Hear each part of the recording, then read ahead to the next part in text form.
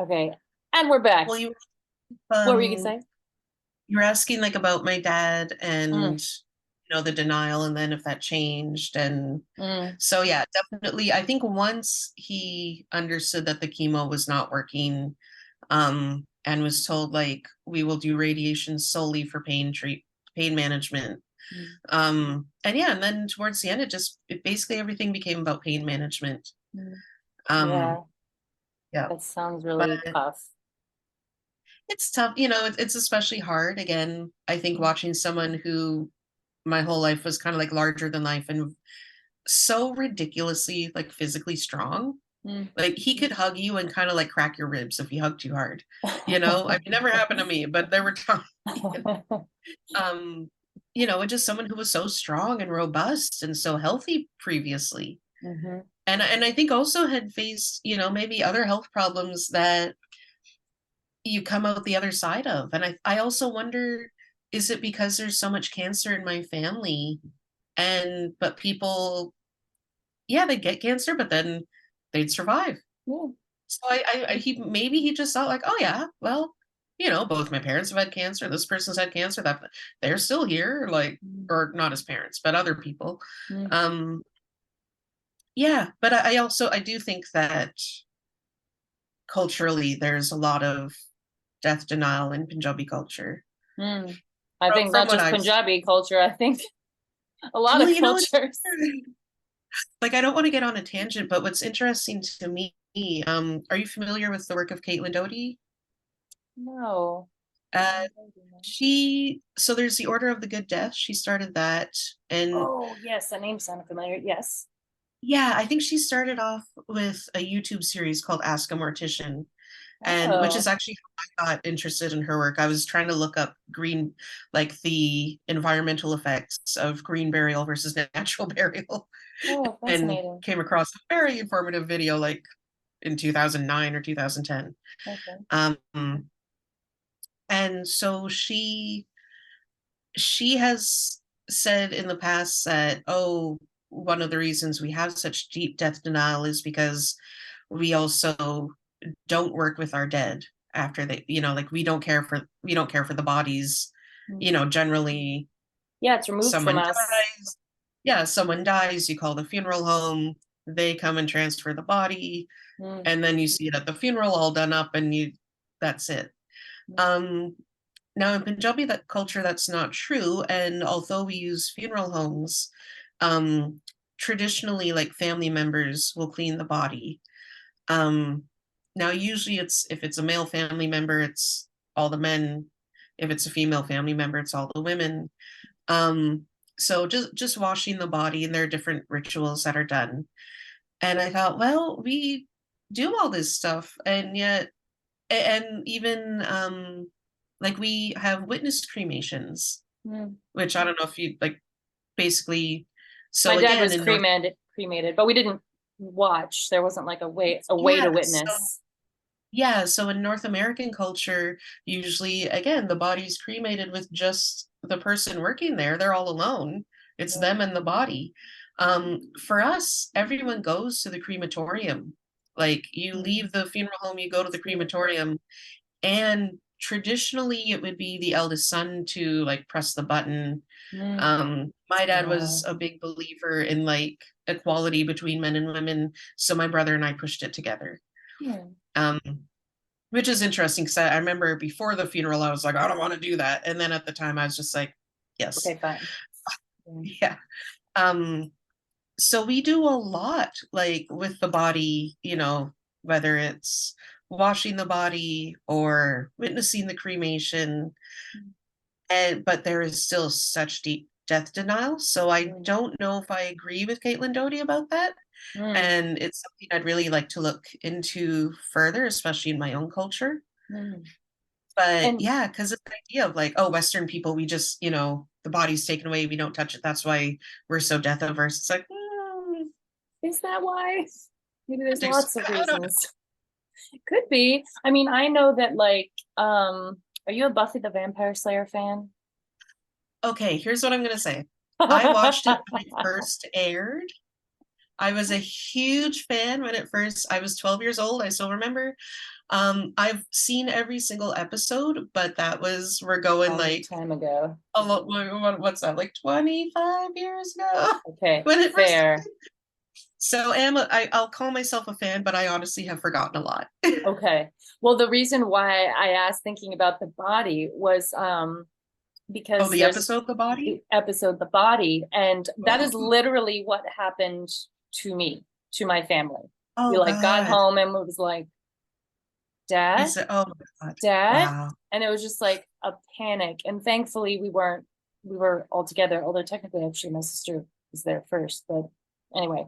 Mm, Um and so for me, in a way, and maybe it was just because of the experience, but like by the time we got home, he was blue and mm, he was cold. And it was like, so that for me to leave home and he was alive and then come home and he's gone, it's like there was something so shocking about it. So for me, in a way, death has been, or his death anyway, has been very like, there was something that felt really unnatural about it because it was just so abrupt.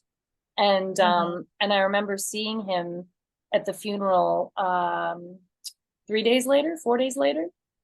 Speaking of bereavement leave, he died on a Mm, Saturday and yeah, the funeral was on a Tuesday, the following Tuesday. yeah, Um, yeah. and I remember we had like waking hours for, open casket for family to come before, and then they closed it for the funeral. Um, Mm.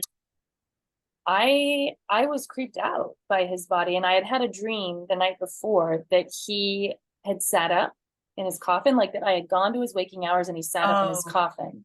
And he in my dream though, he looked at me, he was like, "Why are you crying?" I was like, "Cause oh, because you're dead, and I don't want you to be dead, and I miss you." And he's like, "But I'm not yeah. really dead. The truth is I'm always gonna be with you and everything's gonna be okay." And I Oh, woke up wow. crying, still gets me. And then Wow. when I was 18, I found out that my mom and my sister also both had dreams about him, not on the same night, but they were like, but it wasn't a dream. He was there.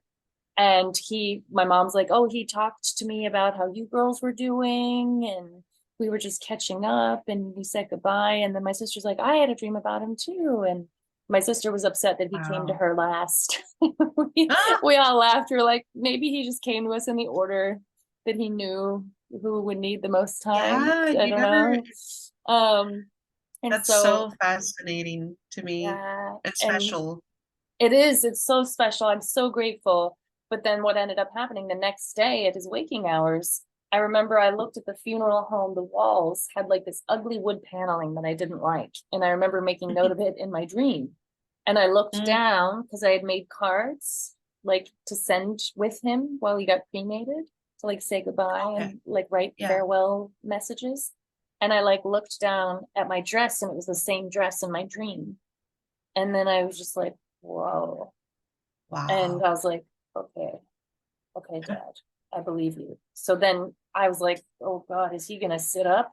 And I was like, Yeah. and he's like, and because he had makeup on, like, and I didn't like that. That Oh, like his yeah. shirt looked stuffed and like his face was Mm-hmm. sunken, like it did not look like him. And so I was like, Yep. it was like, that's not my dad. I don't know what that Mhm. is. That's some weird wax doll of my dad. That's not him. Yeah. And um, and so I just remember getting close to his coffin and I like chucked the letters in and backed up. I was like, oh God, oh God. And I was just so creeped Yeah. out. It's hard. It is, it's, I think for me, like when you mentioned coming home and your dad was already, He was just gone. like gone. Because with my dad, I actually remember feeling the warmth leave his body, which is super Crazy. weird. Yeah. And yeah, and I remember like, just I wanted to stay and stay, and my mom and brother being like, we have to leave. Because Mm, he unfortunately he wanted to die at home. Unfortunately, he died in the hospital. mm, Because he developed pneumonia as a mm, complication of the cancer. Um, and then later seeing him at the funeral home. And yeah, I've been around dead bodies. Every single time I am shocked by how ice cold they are. Every time. mm. And I know, Yeah, like, logically, I know, but I'm just like, oh my God, it is so cold. yeah. Yeah, That's like I mean, he basically looked like himself, but also that was another thing. The cancer had already made him look different when he was alive. Like, I have photos. If you look at my Instagram, there are photos of him on there. mm, And you can see like just kind of the the sunkenness, just like changes. his face looked different while he was alive. So it was just like, that's my dad, but like that is not the dad that Mm. I grew up with.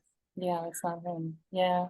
And Yeah. I think there is something really disorienting about that experience that I think that I Mhm. understand why it's uncomfortable because I myself was like, what the hell? Who is that? Yeah, and that But way that they always look different. Like like it's them, but it's not them, and it's yeah, and you're like, so in a way, it's like, oh, they're not there. Okay, I Mhm. see. But like, they're not there. Where'd they go? And it's just like, it's so confounding in such a profound way. Yeah, And I think, I wish, have you ever heard of, you asked about Caitlin, what was her surname? Doty. Doty. How do you spell Yeah, that? it's like I believe it's Doughty. Okay, I have like a list on my website of like resources for grief. Mhm. So if you Yeah. have any that you want to share, I'm gonna add that. Have you ever heard of the dinner party? Oh, I think I have. That sounds really familiar. Yeah, I've not, that's in North America, so they don't really have one here, which I'm sad about, but I've kind of been in touch with them and, but it's essentially a monthly dinner party for people. The last I checked, they keep like updating and expanding who they cater to. But when I first discovered them, I think it was like people in their 30s and 40s who lost someone as a kid and like, Mm, or who's lost someone really big, maybe not as a kid but just like who lost like a parent, and because it's such a unique experience that it's hard to yeah, it's hard to, I think, really know what that's like until it happens. yeah, um yeah. and so it's like, for people, it's explicitly a community built where people have dinner on a monthly basis and they are free to talk about death and grief, like Yes, because again, we often, you bring it up and everyone, it's as like like that kind of like scratch, and everyone like, yeah. what?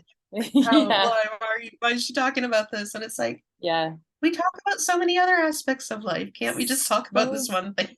yeah, it's so true. And it's funny, I took the show to the Edinburgh Fringe and I was staying with some people and we Mhm. were having dinner one night and we all were like, yeah, dead dad club, dead dad club. Yeah, yeah, And it's yeah. like, whoo. And the funny thing is being around people who don't have that, there are jokes you can't make in front of people who've Yes, never lost a parent. Like people who've yes, never it's lost so a parent, they're weird. like, and you're like, he Yeah, would yeah, love that joke. He would love that joke. Okay. Like he would love it. yeah. So I find that really interesting. And I think there is a freedom in that. Like I remember my mom made a joke once. We were kind of just prepubescent when my dad died. And Mm, my sister was starting to develop, my older sister, and yeah. my chest in particular. And my dad was a real like daddy's girl. He's just like, oh, my baby girls are growing up. Oh. And like even before he had died, and as my sister's chest started developing, my mom was just like, thank God your father died when he did, because this would have killed him. And like it was hilarious. And I have said that joke to other people, and they're like, oh, and I'm like, that's a funny Yeah, and it's joke. like, yeah, like you have to find if you You can find have the humor, to. Yeah. like, because yeah, there's so many. I mean, I know. I think like at the beginning of grief, sometimes you have that guilt if you laugh about anything or feel happy, and then you're like, oh no, I'm supposed to be sad, and then it's like, no, he doesn't want me to be sad forever. Yeah. He wants me to remember him and think of him, but I don't think my dad would want me to be stuck in like that early grief for the rest of my life. Exactly. And like one thing that I really loved, I don't know if my mom had planned it, but so my dad had a colleague who I think had used to be like an NBA or like a big basketball player, so he was Mhm, really tall. And mhm. my dad's second wife, a family friend who they all joked that she was a second wife. She was like 4 foot like 6.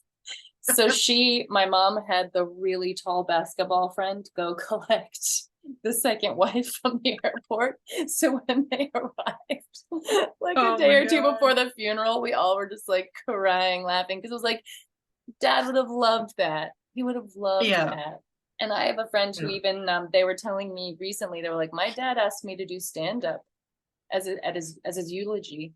And then my friend was like, apparently nobody else knew I was gonna do that. So that was tough. But he like explicitly before he died, because he was also like terminally ill, was like, I would like you to do stand up at my funeral. And so Wow. I think there is really something, because by acknowledging that with someone, that it makes space for that, because that's what you remember. I feel like if you're lucky to have had a good relationship with the dearly departed, like even if you had fights, like you don't you don't Yeah, my necessarily dad remember had those. we had such a rocky relationship. Mm. So, which is hard. And yet then, I mean, for me at least, it felt like all the anger, all the grievances, it just kind of falls away. And I mean, Yeah. I'm dealing with it now still, Yeah. because another thing people think like, oh, if my parent that I have a bad relationship with dies, like, I'll be fine. And it's like, no, No, a no, lot of you're just gonna feel pain unresolved. in a whole new way. Yeah. But yeah, there was a lot of just I guess just trying to make the most of the time he had left. And, it was hard. I mean, for me, like growing up, my dad was a big eater. Mm. Basically whatever you put in front of him, he would eat. And then, of course, because of the cancer and The there was a lot chemo. that he couldn't, things that he previously would have enjoyed. And I'm like, do you want this? You want, no, I don't want to Oh, eat. I don't want to eat. oh And no. which was so hard for me because that was like, used to be the number one way I could like show my love. For Mm, him, food was love. And it was like, you want to show me you love me? Like make me a sandwich, give mm, me some, make my favorite dish, whatever. mm. And then when it's, oh, actually I don't feel like I eating that can't or I eat it. can't eat that, Mm. that was hard. Yeah, that's heartbreaking. And then it's like trying to create space for that new person that like Hmm. needs that new kind of love or nourishment in a different way. And you're like, what? Because Yeah. there's also, I think, an element of helplessness as well, Yeah. Oh, for sure. which feels really frustrating or overwhelming. There's something that you said that strikes me as really interesting that I because you've used the word a few times and I'm super intrigued by it. Like Hmm. because Pieces of Us is a socio-political show, essentially because it's just trying to be like, can we please talk about this? Is sort of my Hmm. veiled request for people. But it also strikes me in the process of making the show, what it struck me as really interesting was the difference between grievance and grief. In terms of like, you're Yes. like, well, I have Yes. a grievance with the doctor, or the grievances I Yeah. had with my grandmother. Um, Yeah. and in a way, yeah, I don't know if you have any thoughts on that or any experiences on that, but that's something that popped in my head is like, oh, well, grievance is a collective grief, or it is a form of grief. I think maybe it's grief with Hmm. injustice, with a twist of injustice in it. Yeah, I think that's, it's interesting. I like my first instinct is like, let's look up the etymology. Yeah, let's do Just it. all of where my brain goes. But yeah, it's interesting, like now I have to think like, yeah, where do we get these terms from? And like, how do they change? Mm, Uh, how do we give them meaning? Like, yeah, we use grief to uh express like that's what we feel mm. in the wake of a death. But a grievance is usually more like, I have a bone to pick with you. Yeah, And yeah, more although like, it's funny because when you think of it, it's kind of like, well, we probably all have a bone to pick with death. We're probably like, hey, what the what the fuck? hell? Like, Yeah, not what have cool. you done to me? You know? Yeah, it's so true. And I think like in a way, there's like, yeah, or like just like what you were saying about your dad and his doctors and my dad and his doctors, and or like Mhm. the coal miner in the show, or like Yeah. um or COVID. Yeah. Like Oh, a lot don't of get me people have a lot of grief and grievances. Like it's not only that people have died, but that it's like, oh, like people are like exploiting this, or governments or corporations aren't doing enough, or like profits for these companies are through the roof, yes. but cost of living is appalling for everyone. And it's like, So to me, those grief and grievance as a concept feel really intermingled in a way. Mhm. Um, because in a way, and in both cases, there is no recourse, kind of. Like there can be, I guess, maybe with a grievance, sort of, because there's more of a material thing that can be done, Yeah, perhaps. yeah, But with grief, it never fully goes away. Never fully, I don't think. yeah, Like yeah, I was performing this show, like I said, at the Ed Fringe, which runs through August in Edinburgh, Scotland. And in towards the end of the run, it was the anniversary of my dad passing away. mm, And it was the 26th anniversary. And so he's been gone for a while. But yeah, I really didn't enjoy that day. yeah, I was in a city where no one that I knew had ever met him, that no one knew he existed, that he had existed mm, and was gone. And there was mhm, no one I could talk to who I could share a story with that also remembered the story. right, And so like almost seeing him disappear from memory is I was suddenly I was like, oh, this is sad. I don't like this. yeah, And I was very grateful to my partner because I got home or to my accommodation that evening and I just said, I was just like, I've just been a bit, and I had to like move accommodation that day, and then I had to flyer and I had to do this and do all the capitalist things to sell tickets to mm, my yeah, show about grief it's and how capitalism is ruining grief. And I'm like, I'm the part of the irony. problem. Come to my show. I'm part of the problem. Oh God. Uh, yep, Um, yep, and so I get back to my accommodation. And so I was very grumpy and tense. And my partner was just like, what's up? And I told him, and I was like, I just had no one I could talk to or share that grief mhm, with today. yeah, There were no opportunities to engage with anyone in that way. And he was just like, well, do you want to do it now? Like, is there something we can do right now? mm, And I was like, mhm, oh, and like all day I was like, I'm gonna do a ceremony of something. Oh, and I couldn't think of yeah, anything. And I was just like, yeah, could we just like sit on a WhatsApp call or FaceTime or whatever, and like, can we just play a Beatles song? He really loved Blackbird. mm. And he was like, sure. Oh, I love that song. It's such a beautiful song. And so like, Yeah, and I was like, Tom, my partner, and I was just like, can we also just like not say anything? Can we just like sit? I don't want you to, and he's like, yeah, sure. And he just sat and looked at me yep, while I played the song, and I sobbed. I sobbed. And he did not try to, oh, it's okay. I mean, he's still alive, yeah, and that he didn't try to make it better. He just let it yes, be, and that was such a beautiful gift, and it was exactly what I needed, which was just to bear witness to that yep. there's nothing I can do.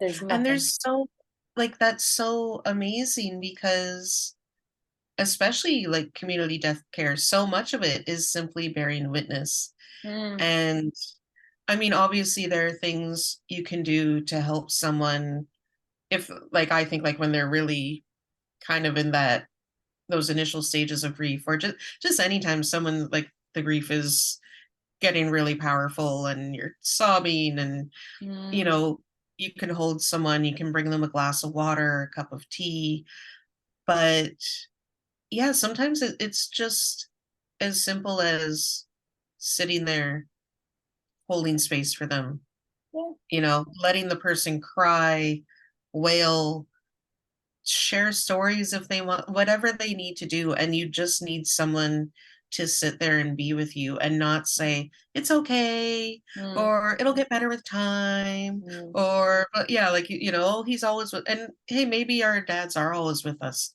I Maybe. definitely, there are definitely times where it's like, yeah, that's a dad, like dad's here. Yeah, like, Um, hey, Dad. yeah. But yeah, sometimes you just want to be able to cry and say, this sucks. Yeah, I wish this hadn't happened. I wish that you were still here. I miss you. I love you. yeah, And that's okay. Like, like again, it's like I think we need to be allowed to feel our feelings. And it sounds so simple, but mm, clearly it's not because so many of us struggle with that. yeah. And And we struggle just to let others do that too, myself included. I do that, yeah, and yeah, like, yeah, because like I'm like, my dad would be a grandfather now. My sister's had her first Mm, child just over a year ago, and my partner's never met him. And my partner's a big yeah, Uzo, and I'm like, they would so get along. And I'm like, yeah. You damn. just feel, yeah. And like It's watching my mom get older, I'm like, I want her to have somebody. mm, That sucks, you yeah. know? And it was just nice. And I know that I'm very guilty of being like, it's okay, I can fix it. Oh, it's horrible feeling We to tend to not want to think, yeah. we want to fix it, or like, or some people get angry if you show emotion, or some people are like, it's okay. And I hate it. Mm. God, it's so funny. I hate it when I see in shows or something, if a person's crying and someone holds them and goes, shh. And I'm like, don't fucking shush me. Don't shush I know. me. I always wondered, I was like, is that supposed to be like a Comforting. shh? Like I've yeah, It I've does not soothe. That grates on me. I'm like, no. well, you know what's funny to me is so when I cry, I tend to like I cry hard. Like I cry a lot. Mhm. Um I almost never have like just a little tear. It's like ugh.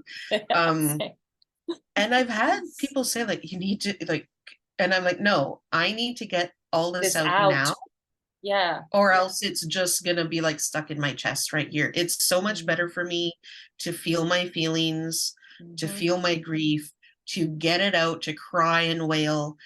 And then, okay, then it's time for the glass of water. Then it's time maybe for the hot bath Mm. or the Yeah. silent meditation or whatever. But like, do not Interrupt try to, me. yeah, let me get it out Mhm. because otherwise it's going to be a problem for all of us. Yes. Yes. I feel exactly the Like, same. yeah, And it's funny because anytime if I'm watching a show with my partner, I'm just like, never shush me. And like, if I'm crying, good, don't good. shush me. And he like Yeah. laughs. I'm like, I'm kidding. And it's just like, yeah, because I'm the same. I can feel it's been frustrating since I've started getting on antidepressants. I've noticed a lot of Mhm. going back, speaking of pain, a lot of chronic pain has reduced, which is great. But I Nice. notice I don't cry as easily, which I really don't like. Oh, I've heard people say that. I don't Yeah. like it. But so what ends up happening is for like 3 to 5 days beforehand, I just start getting a tension headache in my neck, and it just Mm, slowly travels up to my head. And mm, eventually I cry and everything releases. And I'm the same. I'm like, whoa. I'm a mess. And so it's just like, but it's such a catharsis. Um, mhm. I love crying. I don't understand it when people don't like crying. I'm like, I don't understand you. I don't get it. I mean, I definitely struggle with crying in front of other people. I hate that, but I mean, that's my own thing. Mm, But yeah, I often tend to think of it as cleansing tears. yeah, me too. Just like I am like washing the grief out and Mm, letting my body do what it needs to do and letting my mm, nervous system do what it needs to do. mm, And then I will be okay. mm. Absolutely. And from a physiological standpoint, I think there's like adrenaline and cortisol and like stress hormones in your tears. So Yeah, I think I've heard that. by crying, you're literally getting rid of the stress hormones in your Yeah, when people body. say like, oh, just like I've had people lately, like with everything that's going on with the war, Mhm. oh, well, here's a playlist that like has some fun music. And I'm like, I don't want to listen to that. Let me No. listen to my super depressing emo music Mhm. and let me feel sad about this and let me Mm, feel my emotions. And because I think for most people, if you try and stuff it down, you're hurting yourself. You're not doing yourself any favors. And it's gonna, to me again, like you try and stuff it down, it's gonna come back bigger and stronger next time. mm, yeah. Or it'll manifest in something else like anger or Yeah, tension or whatever yeah, it is. And it yeah. even like generational trauma, like we were talking about how like then it Mhm. passes down, or then if you see someone else getting upset, then you're like, no, because Yeah, you've never let yeah, yourself do I can't that. handle it. So yeah, I'm not allowed to be upset, so you can't be Yeah, upset. you can't So be upset around me either, because that will make me yeah, upset. And it's just like, yeah. okay. Okay. Well, I see we have a couple minutes left. So Yeah. I think we've gone almost Yeah. double time, so we'll wind it down. But so let's see. Oh, um, oh, so this is maybe just something we can very briefly touch on. Is I feel like I read on your website, or maybe it was in the interview, you were talking about giving clients, you talk about clients anticipating grief, and the homework you give them, some people perceive as being heavy. And I was curious if in my life, going back to the generational trauma, sometimes I've experienced people being like, grief is self-indulgent. Um, Oh, and have you ever, like, is heavy the only thing negative connotation you've experienced people have with grief, or like, are there I think others? you know, I'd have to look back at this because I think what I've gotten is more um people saying, "Oh, I thought this was going to be heavy and it actually wasn't as bad as I expected. Like Mm, I thought this was going to be a deep emotional undertaking and but though instead like the way you laid things out was very logical and practical, and so surprisingly it didn't bring up as many emotions as I thought it would, because I think again, especially when it comes to pre-planning, because I have a package that is basically getting down your plans for a funeral and getting down your end of life care plans, because my issue is we so often appoint a power of attorney or a substitute decision maker. We don't give that person any guidance. What is your, if mm, you are in the hospital in a coma or what, you know, whatever medical issue, you may have a power of attorney. They don't know, how are they going to operate if they don't know what your wishes are? And then you have family members saying, "Mom said not to pull the plug. No, mom said she wouldn't want to live like that." Like, get it down. mm, Um, so, and I mean, I think it can still obviously bring up some difficult emotions, but I think also trying to look at it just logically, people, the response I've gotten is, "Wow, this was actually like not not as as bad as I difficult as thought. I thought it would be." Mm. Yeah. That's a lot of people's reactions to my show. Yeah. When they're like, "What's your show about?" I'm like, "It's about grief." Yeah. And they're all like, "I And don't want to see and that's that." the thing, people hear those, you know, they hear grief, death, and they just go, "Ah." You're like, And it's a instead of, ball. You'll love yeah, it. and it's like I just think of how many times like you can be talking to people about death and grief and you end up laughing, and people go, "Oh, this isn't as bad as I It's thought." not And bad. yeah, maybe tears do come up, maybe, but then you also have the lighter side and you also realize like, "Oh, this isn't as heavy as I thought, and Mhm. it's not as hard to carry as I expected." Absolutely. I completely agree. And with that, so I guess I'll do my final question, and Okay. um and then we'll talk Steve Buscemi if we have time. Um so in with that, like you were saying, you give people homework, and do you have any advice, or like resources, or let's see, you talk about, sorry, I wrote all these notes, and my notes for myself are so long. Deal with the logistics, the funeral planning. Yeah. Yeah, do you have any advice in terms of like anyone who is currently or who has recently experienced bereavement, or grief, like what's the first thing in your professional opinion should a person do? Oh, wow. That is really hard. That's a tough question. Oh, Um, oh, damn. Okay. I know, I just like, do you mean like if someone has experienced a death, or just like if it's post death Just and like, they're just like grieving on their own, or well, just like I think, like for example, I literally was on the phone today with someone who, a friend of their family has died, and they're 42 and they're really young, and it's like shocked. It's like mm, up here. So I know someone who's lost someone today. If wow. if that person called you up, Yeah. what would, like, it does it depend on the situation, or is there like a resource you kind of immediately give It's all your friends? situational. I mean, I'm trying to gather resources. Like that's something I want to add to, I have like a very small section of resources on my website with like two other websites. Mm, Um, yeah, like that's something I would like to do, is create a list of like trusted providers. Mm, because I think when it comes to the logistics, like a funeral planning, you have to do your homework. There mm, are a lot of predatory places out there. mm. Um, That's sad to and hear.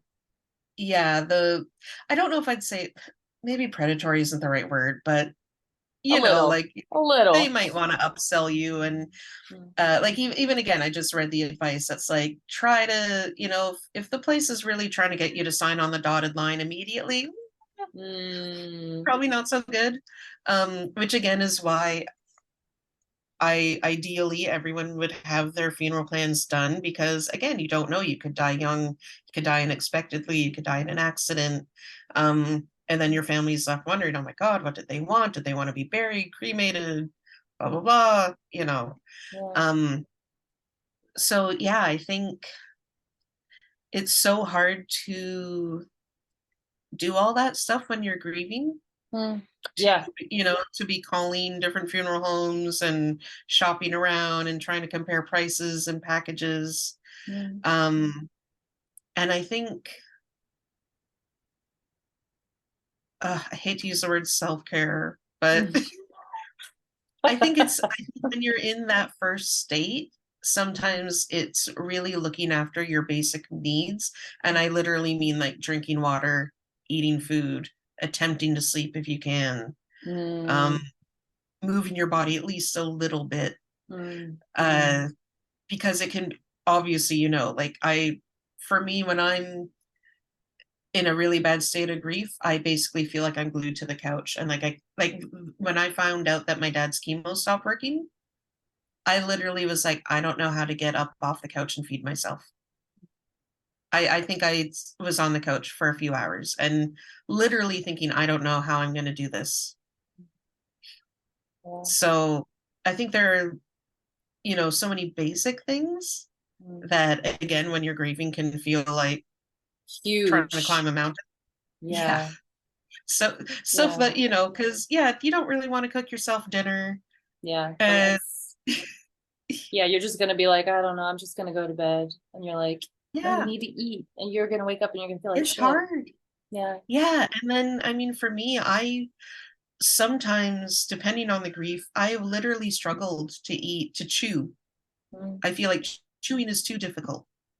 yeah. So I get into like, okay, maybe I'll have like craft dinner or a green smoothie or applesauce or just something that I can basically Just like, drink down, or yeah. yeah, not really have to chew and work on. Mm.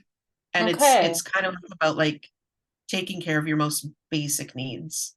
Cool. So taking care of your most basic needs and contacting Kirtan are the two things you can do, everybody. And what is your website for the good people at home? So we can, yeah. It is www.thatgoodnight.ca. I am on Instagram at that_goodnight. Good night is all one word, because yeah, good old Instagram. I was like, I'm just trying to get a username. Cool. Well, those are, I think, two good things people can do. Don't underestimate the basic self-care needs and go talk to Kira thinks she knows what she's talking about. So thank you so much for all of your time. Yeah, I've loved this conversation. Um, yeah, this was awesome. it's so good. I'm gonna stop recording now. So bye everyone. Yeah. See you later. We're gonna talk about Steve Buscemi and you can't watch.